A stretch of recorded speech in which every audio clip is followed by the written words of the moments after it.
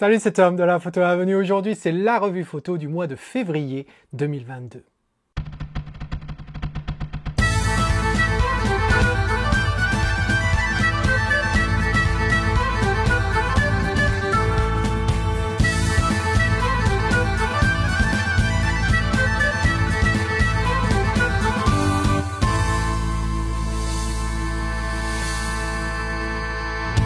Alors en effet, c'est la revue photo du mois de février 2022. Regardons ce que l'on a. On va avoir 5 photos aujourd'hui à partir desquelles on va pouvoir discuter, apprendre et essayer d'aider justement ces auteurs de ces photos. Si tu connais pas le principe de la revue photo, c'est très simple. Certains membres des classes argent et or de la Photo Avenue peuvent soumettre leurs photos chaque mois pour une revue publique. Ils ont droit à une revue privée où ils peuvent soumettre jusqu'à 2 photos par mois, mais pour la revue publique, eh bien, j'enregistre la critique et je la partage donc avec toi. Avant de dire ce que je pense de chacune de ces photos, eh bien, je lis à chaque fois, pour chacune d'entre elles, la description que m'a faite l'auteur. Ainsi, dans sa description, il peut y avoir des questions très spécifiques auxquelles l'auteur s'attend à ce que j'y réponde.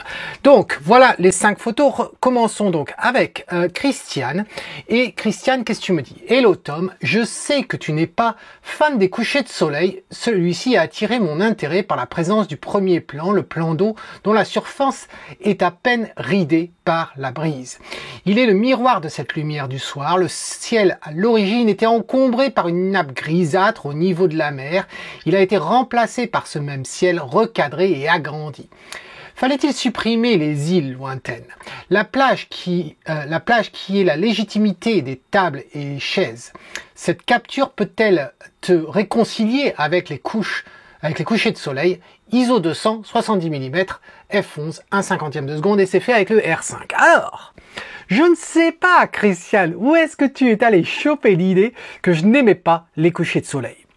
Non, je pense que tu as dû faire un amalgame par rapport à des choses que j'ai dit à plusieurs reprises, qui est que, à mes yeux, un coucher de soleil, comme un lever de soleil, comme qu'est-ce qu'on pourrait avoir? Un rainbow, un arc-en-ciel, voilà. Ces 3 éléments, à mes yeux, ne peuvent pas être le sujet d'une photo.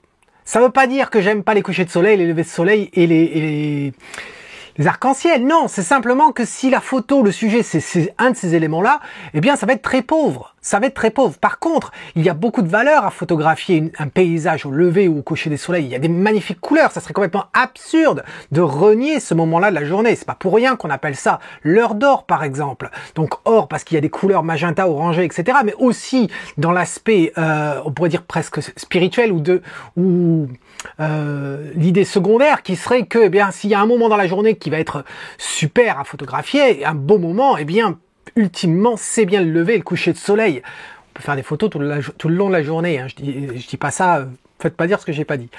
Bref, j'ai rien contre le coucher et les levers de soleil. Faut-il encore que ça se justifie? Faut-il encore que le sujet de ta photo, donc on a bien compris qu'il ne soit pas un de ces éléments-là, est mis en valeur par ces éléments-là. J'ai fait à plusieurs reprises des photos au lever, au coucher de soleil. D'ailleurs, coucher de soleil, eh bien là, je t'en mets un. C'est plus aux heures bleues, mais bon, ça s'y rapproche. C'est bien sûr Notre-Dame à Paris. Voilà, il y a quelques années. Alors, ta photo, en l'occurrence, qu'est-ce que j'en pense? Eh bien, il y a une ambiance, hein, c'est toujours important d'avoir une ambiance, il y a une ambiance. Par contre, il y a des éléments qui sont perturbateurs et ça ne m'étonne pas en soi. Ça ne m'étonne pas parce que j'ai l'impression, en regardant ta photo, que le sujet, c'est le coucher de soleil. Et donc, c'est là que je vais avoir un problème. C'est là que je vais avoir un problème. Et alors, les éléments perturbateurs, quels sont-ils? Or, du moins, commençons pas par les éléments perturbateurs, commençons par les éléments, je dirais, positifs. J'aime bien penser en termes de positif, négatif, et en ce qui me concerne, je conçois la photo comme enfin, du moins l'image, le résultat de la composition comme étant en fait une équation. Et comme une équation, pour qu'une équation fonctionne, il faut qu'il y ait une bonne balance, un bon équilibre entre un côté du signe égal et de l'autre côté du signe égal. Et par rapport à la photo, c'est éléments positifs et éléments négatifs. Si il y a les éléments positifs qui sont trop impactés par les éléments négatifs, eh bien la balance, elle n'est pas équilibrée. Donc, si on regarde les éléments positifs, le ciel, c'est évident, le ciel est intéressant, il a des couleurs intéressantes. Il a une partie ici là qui est moins intéressante, blanchâtre, mais globalement il est intéressant. On a un reflet aussi sur cette terrasse ici qui est assez intéressant. Pas partout, mais il est assez intéressant. Comment ça s'appelle? Le palmier ici. Le palmier est intéressant. Je ne le mettrai pas comme étant le sujet principal, mais il est intéressant. Ensuite, les éléments négatifs. Alors, les éléments négatifs, eh bien, c'est cette grosse tache noire ici en bas. Alors, je ne sais pas quel est le reflet, enfin, quelle était la chose qui s'est reflétée sur le sol, mais cette partie-là, en premier plan, elle est noire, elle attire énormément le regard. D'ailleurs, je vais faire comme ça, là, pour qu'on se concentre un peu mieux sur la vue. Ça, la plage ici, c'est vrai que ça nous fait une sorte de trapèze, un polygone sombre ici avec les rochers. Donc c'est vrai que c'est embêtant. Les chaises là-bas avec les tables, c'est pareil. On a du mal à détecter de quoi il s'agit. On peut deviner effectivement que la première ici c'est une chaise, et si je zoome un petit peu dessus, mais tout le reste c'est du bric-à-brac, donc ça ressemble à rien. Alors après tu me parlais des îles lointaines que l'on a ici.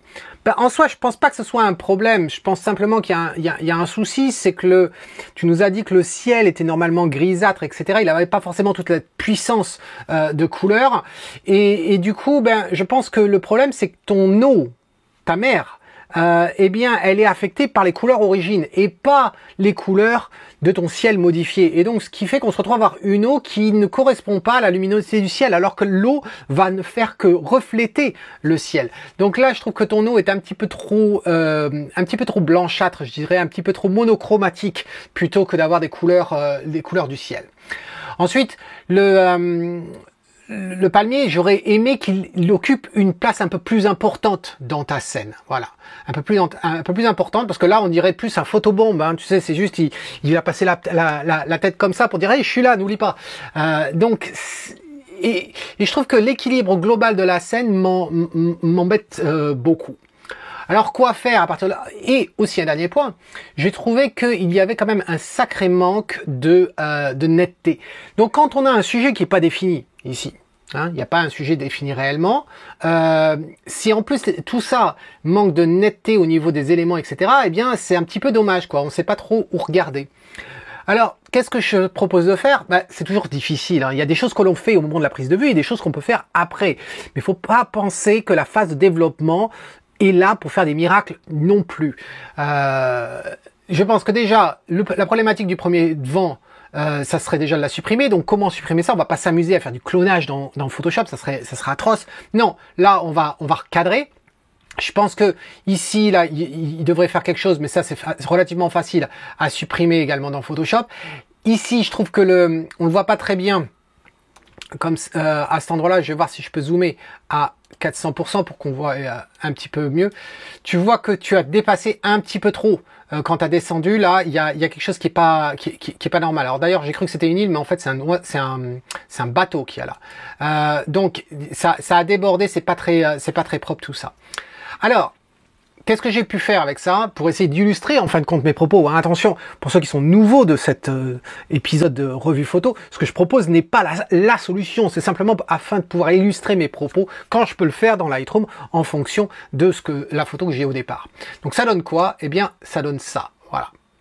Et je trouve que déjà, c'est loin d'être parfait, mais regarde déjà à quel point on simplifie la scène. Moi, je crois réellement à une narrative la plus simple possible dans les photos.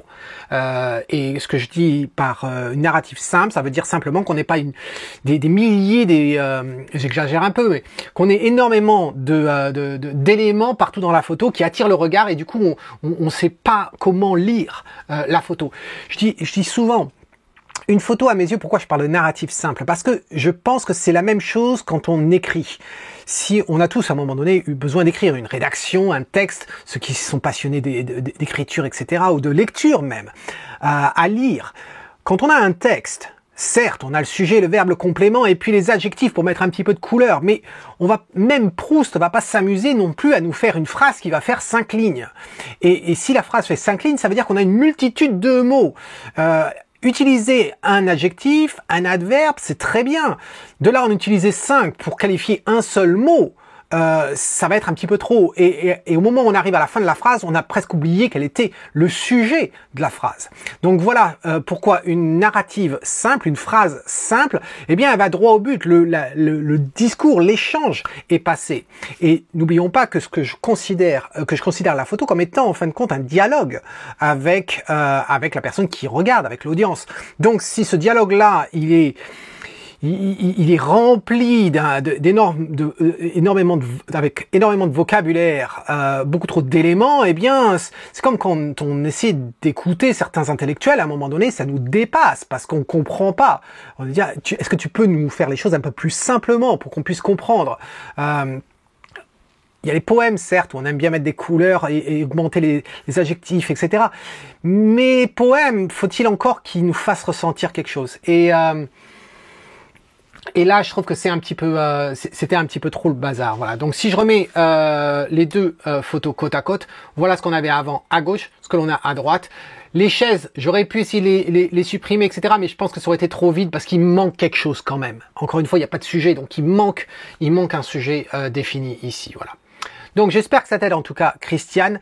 Et puis, t'en fais pas, parce que le mois prochain, je dis le mois prochain, mais dans quelques semaines, à la fin de la semaine, on est en avril. En mai, je suis avec toi et donc on ira photographier un coucher de soleil et même peut-être un lever de soleil, pourquoi pas. Dis-moi dans un commentaire si ça t'aide en tout cas. À bientôt. Alors, ensuite, on continue l'exercice. C'est avec Alain. Alors Alain, qu'est-ce que tu nous dis? Salut Tom. Une photo d'un château que j'aime bien en Belgique, prise au petit matin. Je me demande si le château n'est pas un peu petit dans la photo. Comment le mettre mieux en valeur? Faut-il accentuer l'effet de la brume et comment? À t'entendre et te voir. Salutations Alain. Alors Alain, moi j'aime bien l'ambiance. J'aime bien l'ambiance. Quand j'ai vu la photo, ça m'a rappelé des moments où j'ai descendu la Garonne en canoë. Et il y a plein de châteaux comme ça le long de non pas la Garonne, je pense plus à la Dordogne, à la Vézère. Voilà. Et donc on voit ces châteaux perchés comme ça. Donc tant mieux pour toi si tu as ça en Belgique. Mais je comprends tout à fait ce que tu veux dire. Il y a une belle ambiance avec cette brume, le château, le ciel t'en as pas trop mis et puis on a un sentiment de couloir qui est accentué bien sûr par cet élément qu'on a à droite et à gauche ici. Alors, est-ce que ça fonctionne? Je pense que c'est un début. Je pense que c'est la première photo lors de notre composition. Et parce que la question que tu te poses au niveau du château, tu nous dis est-ce qu'il faudra augmenter la brume, etc. Tu vois que déjà, tu t'aperçois qu'il y a un problème. Et tu penses que le problème, eh bien, il va être résolu au développement. Or, le problème, il n'est pas au développement. Le problème, il était au moment de la composition. Ce château, regarde la tour. Une des caractéristiques de ce château, on devine la tour ici. Alors, je vais essayer de zoomer dessus. Voilà. On devine cette tour-là arrondie. Donc, on devine la forme du château qui est plus ou moins arrondi lui-même. Le problème, c'est que, bon, il est loin, certes, c'est pas un souci. Le problème, c'est qu'il est offusqué par ces arbres-là. Et donc la solution, elle aurait été quoi? Eh bien, de te déplacer sur la droite. Alors je dis bien sûr, déplacer sur la droite, c'est facile quand on regarde ça. Si ça se trouve, à droite, tu peux pas parce que à droite, c'est l'eau. Et donc, tu peux pas rentrer dans l'eau. Oui, mais moi, je me base sur la composition de la photo elle-même. Si une photo, combien de fois je rêvais de pouvoir prendre la photo et je ne pouvais pas le faire pour des questions de logistique. Une rivière que je pouvais pas rentrer dedans, etc. À ce moment-là, eh bien, la photo, on peut pas la faire. Voilà, à un moment donné, les compromis, eh bien, ils sont tellement élevés que la photo, le résultat, ça fonctionne pas. Donc là, je pense que effectivement, c'est dommage qu'on soit pas un peu plus sur la droite. On aurait quand même eu le couloir. J'aime assez cette idée que on ait un couloir formé par la droite et par la gauche. Ici, je trouve que cette partie-là en haut à gauche, eh bien, elle me gêne. Elle apporte strictement rien. Et donc, je pense qu'on aurait pu simplement cloner le ciel que l'on a là et vider. Voilà. Après, si tu avais peur que ça anéantisse en fin de compte l'effet de couloir, peut-être seulement. Je pense que la solution, elle aurait été non pas d'être là où tu es, à cet endroit-là, encore une fois, c'est facile de dire après coup, je parle dans l'absolu. L'idée, ça aurait été d'être ici. Si tu avais été ici et plus bas, ça veut dire quoi? Ça veut dire que ces arbres-là t'auraient paru plus haut et aurait permis de créer, comme ce que l'on a à droite ici, de créer en fin de compte une arche et créer un cadre dans un cadre, voilà. Donc je pense que ça aurait été la solution. Cette partie-là était un petit peu trop sombre, elle attire un petit peu trop le regard à mon goût également. On devine, il y a une certaine lueur sur le sommet ici. Je ne sais pas à quel point c'est ton développement qui a pas su quand t'as retravaillé le ciel, ou est-ce que c'est la luminosité qui serait derrière au loin, ça je ne sais pas, mais c'est vrai que ça attire un petit peu le regard. J'aime assez que le devant de scène soit sombre comme ça, seulement ici tu remarqueras que c'est un petit peu lourd à cet endroit-là, ça attire quand même aussi le regard pas mal, voilà. Et également ici, par inverse, contraste, parce que ici on se retrouve à avoir quelque chose de lumineux alors qu'on était parti sur le sombre. Donc il y a certains éléments en fait qui nous font partir, tu sais, c'est un peu comme si je garde, si je file la métaphore dont j'utilisais précédemment avec la photo de Christiane sur le texte, eh bien c'est un petit peu comme si en fin de compte le texte était un petit peu trop long cette fois-ci, pas forcément que les phrases étaient longues, mais le texte est long et du coup arrivé en bas de la page, on n'est pas sûr d'avoir tout compris de l'histoire ou du déroulement de la scène. C'est un petit peu ce que l'on a là. Alors qu'est-ce que je te propose? Eh bien, j'ai recadré pour pouvoir redonner un peu plus de puissance au château. Je peux pas virer l'arbre en plein milieu, donc c'est pas possible.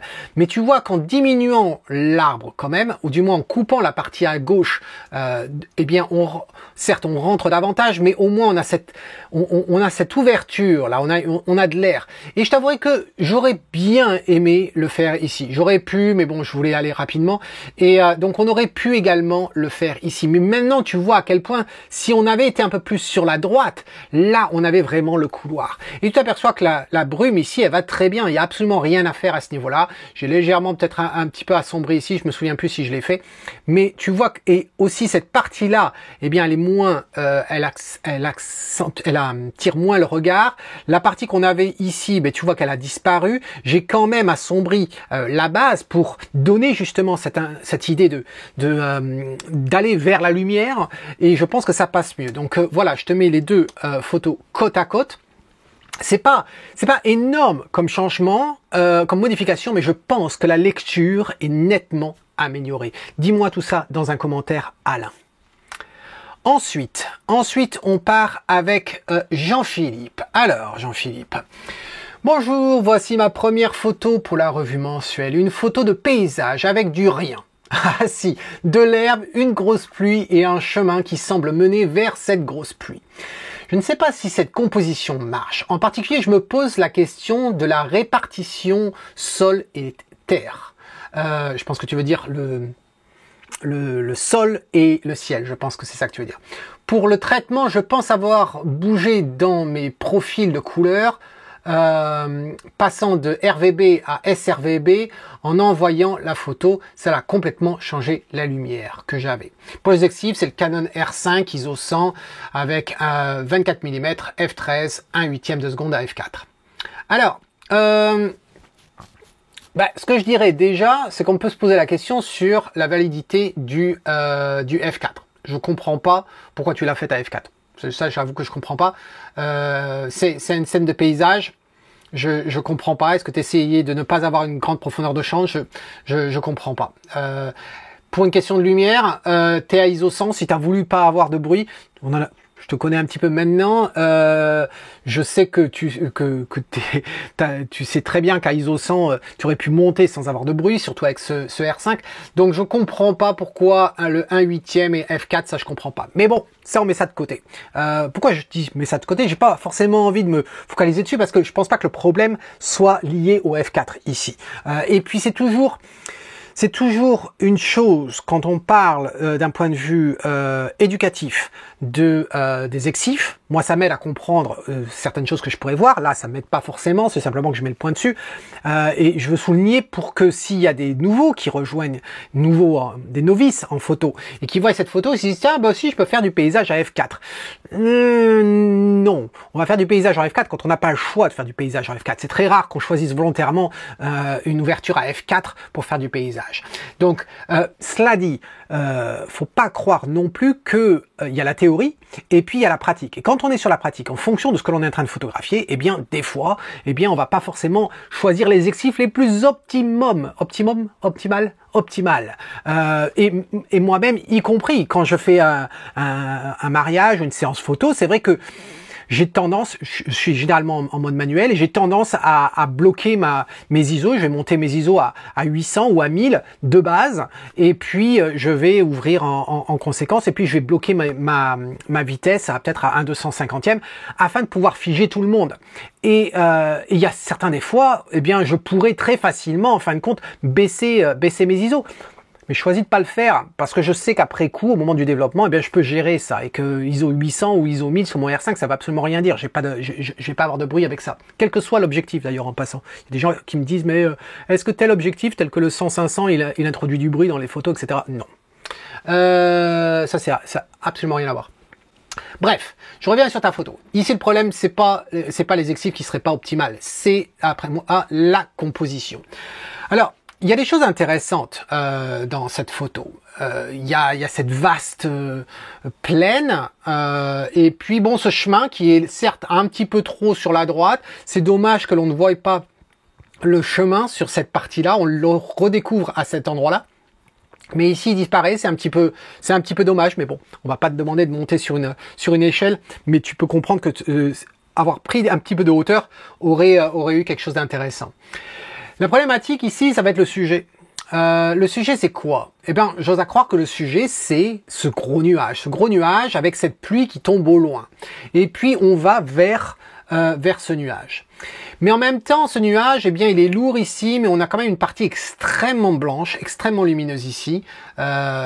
Sur cette partie-là, si je vais sur en mode développement juste pour pouvoir afficher sous l'histogramme, là, au niveau de la luminosité, on est quand même à 97,2, voilà.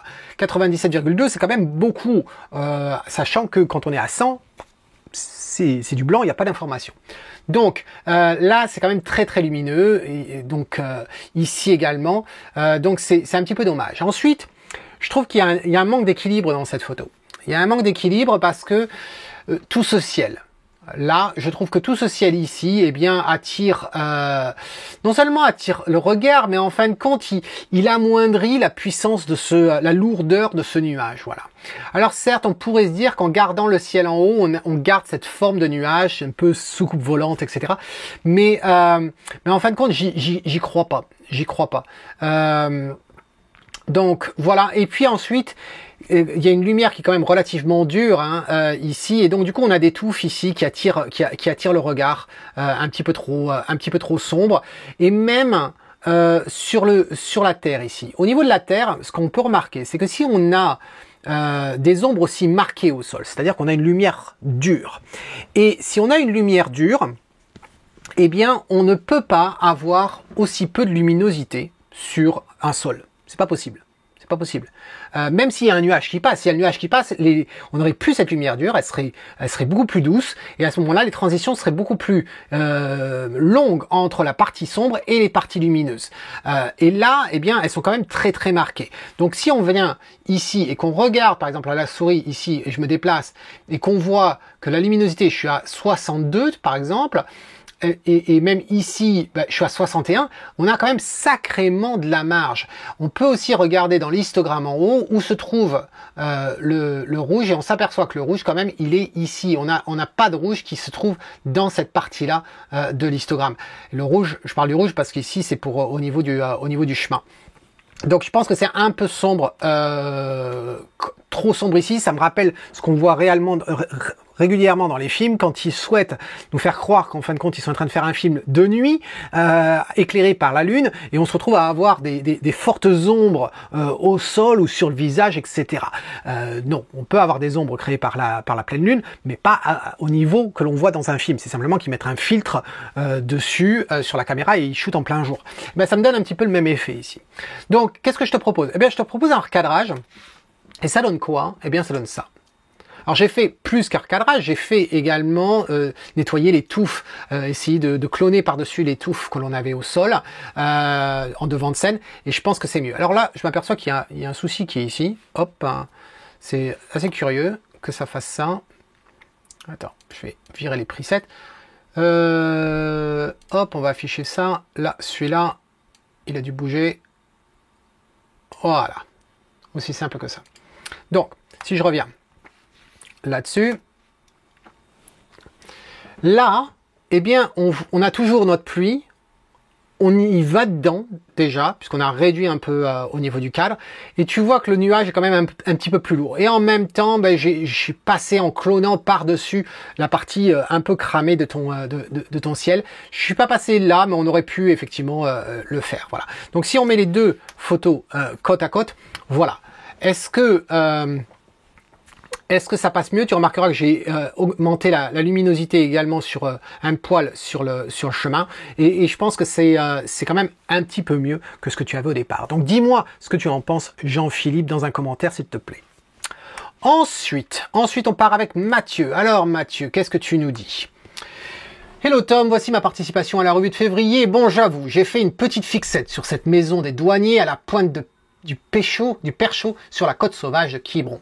Promis, je me calmerai un peu et changerai de spot, même si je n'ai pas encore obtenu ce que j'avais en tête à l'origine. Je voulais tout de même avoir ton avis sur cette photo qui fut la toute première que j'ai pris ce matin-là. Ton avis sur la composition, l'ambiance tempétueuse notamment. Alors, Mathieu, je reconnais l'endroit, hein, puisque t'as fait d'autres photos, j'ai même imprimé une photo pour toi qui se situe à cet endroit-là. D'ailleurs, toi qui regardes cette vidéo, si tu souhaites obtenir un tirage fine art de tes propres photos, eh bien c'est très simple, il suffit d'aller sur ma galerie, sur tommigofineart.com, et là tu vas dans les services et tu vas pouvoir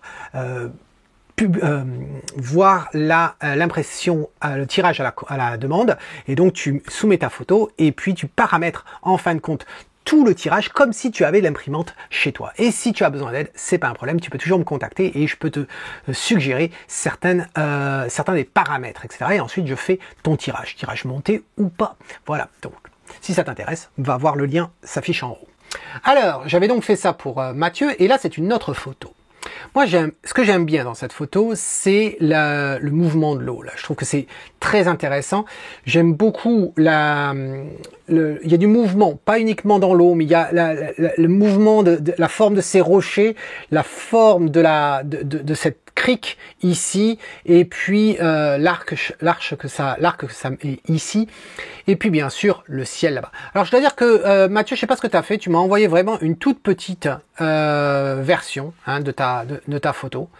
Si je l'affiche en 100%, tu me l'as envoyé en tout petit, ce qui est pas facile. Voilà. Là, ce que je dirais, c'est que je trouve le total un peu trop plat. Globalement. T'as tous les éléments pour faire quelque chose, mais je pense que c'est au niveau du développement qu'il te manque quelque chose pour gagner un petit peu plus en relief. Ensuite, il y a des parties sombres qui sont trop sombres.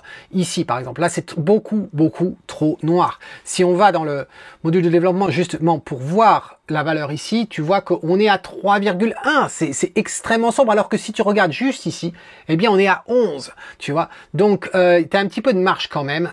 Si tu étais aussi sombre que ce que l'on a là, c'est-à-dire 8, tu vois, 8 ici, eh bien, ça serait quand même bien. Si tu me demandes de quoi je parle, de 8, etc., je regarde sous l'histogramme. Quand on est sur la photo avec le curseur, sous l'histogramme, on a soit les informations lab que l'on a ici, soit, quand on fait un clic droit, on peut avoir les informations RGB. Donc là, tu vois qu'on a les valeurs RGB qui vont pas forcément être utiles souvent. Moi, je préfère utiliser, ça peut être utile, mais je préfère utiliser les informations lab. Donc là, je remets un clic droit, lab. Et donc, ça nous montre quoi? Ben, ça nous montre la luminosité. Puis ensuite, ça va nous montrer justement les couleurs sur les deux axes que l'on a, le A et le B. Donc là, plus la valeur L est basse, plus on arrive proche de 0. Et là, c'est le noir complet.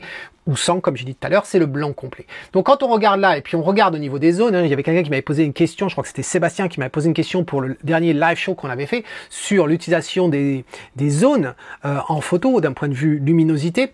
Eh bien, on peut l'appliquer ici. C'est-à-dire qu'on a quelque chose de lumineux ici. Ça serait absurde d'avoir notre rocher devant ici qui soit aussi lumineux que celui-là. Donc là, tu vois, on est déjà à 42,6. Mais je pense que là, on a quand même du détail. À cette partie-là, on est à 6,9, voire 7. Ici, on est là, c'est un peu la même tonalité, du orange. Donc là, on est déjà maintenant sur du 14. Tu vois à quel point ça change très rapidement. Alors que là, eh bien ici, on est à 3,3. Voilà. Donc, c'est pas le noir complet, mais on s'y rapproche. Et du coup, eh bien, ça manque quand même de détail, tout ça. Voilà. Donc, si je reviens là-dessus, sur ta photo, qu'est-ce qu'il y a d'autre ? Je pense que ça, pour gagner en profondeur, il faudrait qu'il y ait un petit peu plus de contraste. Non pas du contraste sur le devant, là on en a, c'est le contraste derrière, là où il y a la tempête justement. Et je pense que là, en baissant les noirs, en augmentant les blancs, en créant un contraste, quoi, eh bien je pense que c'est pas mal. Tant que je suis en haut également, je pense que quand tu as travaillé sur ton ciel, tu as oublié un point, qui est la fenêtre ici de la maison, qui est beaucoup plus lumineuse que le ciel qui est derrière. Attention, ça attire trop le regard. Si tu venais à imprimer ce genre de photos, et je pense à toi, je pense à Eric, à tous ceux qui apprécient justement les tirages photographiques, eh bien, tu t'apercevrais à quel point au moment du tirage, à quel point cette fenêtre est beaucoup plus lumineuse que le reste. Ensuite, en bas sur la droite, eh bien, on a ces rochers ici dans le coin, et là, je trouve que ça attire trop le regard. Ils sont trop lumineux par rapport à tout le reste. Je pense qu'on pourrait baisser ça. On pourrait jouer également sur le dessus ici, mais bon, ça c'est secondaire. Je suis pas allé jusque là. Donc, qu'est-ce que je te propose? Eh bien, voici ce que je te propose pour illustrer mes propos justement. Alors, est-ce qu'il l'a chargé? Oui.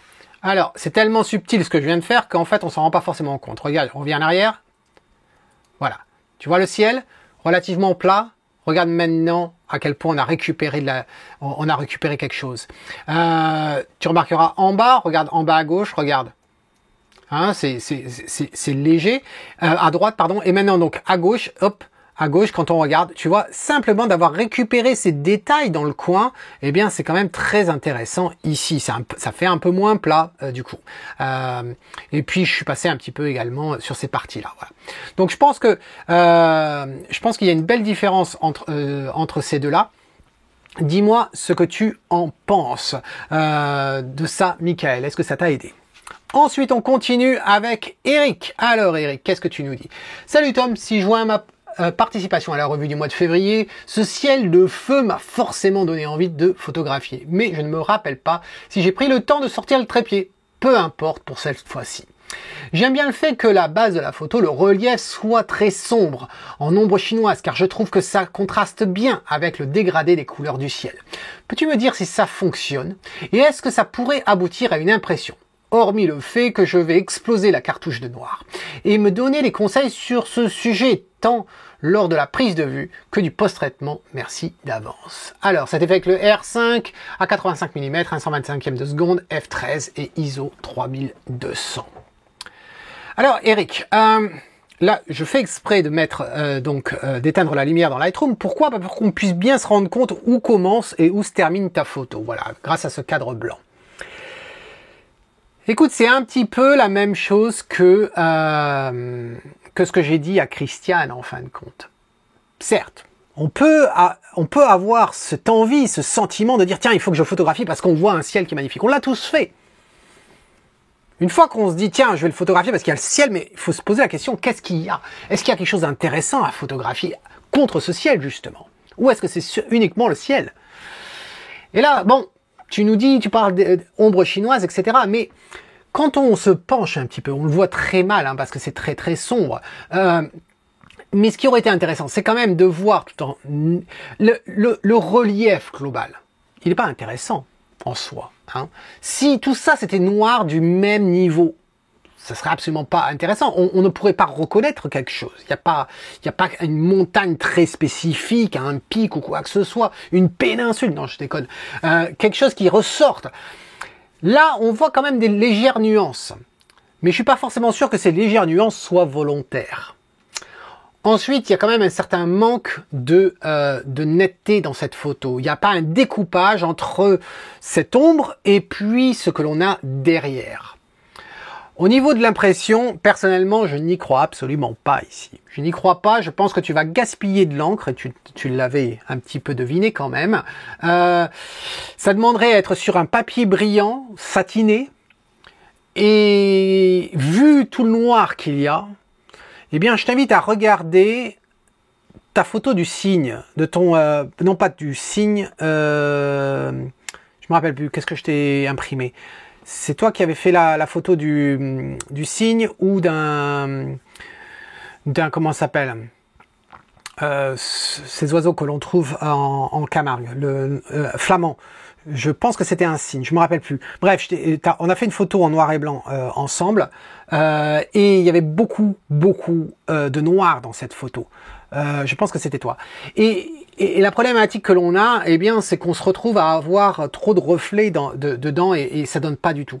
C'est l'exemple typique d'une photo qui pourrait effectivement fonctionner sur un écran parce qu'elle est rétro-éclairée, mais pas sur l'impression. Et puis, il y a quelque chose qui me gêne quand même. C'est-à-dire que cette partie-là, la moitié du ciel, la moitié basse du ciel, ok, couleur, colorée, etc. Mais la partie au-dessus, je la trouve extrêmement dégueulasse. C'est vraiment sale, il n'y a pas de tonalité, il y a cette grosse traînée là. Est-ce que c'est les résidus d'un avion qui serait passé dans le ciel et donc on a ça fait une grosse tache, c'est gris, c'est monochromatique, il y a un petit peu de bavure colorimétrique légèrement, mais c'est pas des masses, voilà. Donc non, ta photo, j'y crois absolument pas du tout. Alors qu'est-ce que je suis quand même essayé d'illustrer mes propos, ne serait-ce que pour le ciel, regarde. Voilà. Tu vois, déjà, rien que ça, ça paraît un petit peu plus intéressant, mais même ça, je le trouve pas intéressant. Si encore tu avais des pylônes, tu vois, on a un pylône qui est ici. Si encore tu avais des pylônes sur toute la longueur, pourquoi pas, ça aurait pu être intéressant. Mais là, non, absolument rien. Donc je n'y crois pas. J'espère que ça t'aide en tout cas ce que je viens de te dire. Je te mets ta version à côté quand même pour qu'on la voie. Mais donc voilà. Donc c'était donc ces photos pour la revue photo du mois de février. J'espère que chacun des auteurs y ont trouvé son compte. Et puis j'espère que toi, si tu n'as pas encore participé activement en me proposant ta photo, eh bien qu'est-ce que tu en as pensé? Est-ce que tu as appris des choses, etc. Dis-moi ça. Et puis, à quand de venir rejoindre la Photo Avenue, la communauté, et puis justement d'avoir tes propres photos. Il n'y a pas besoin d'avoir un niveau élevé pour pouvoir participer à rejoindre la communauté de la Photo Avenue. Donc, rejoins-nous. En attendant, eh bien, cet homme qui te dit, si tu aimes ce que tu vois, eh bien, fais comme moi. Capture-le. Cheers.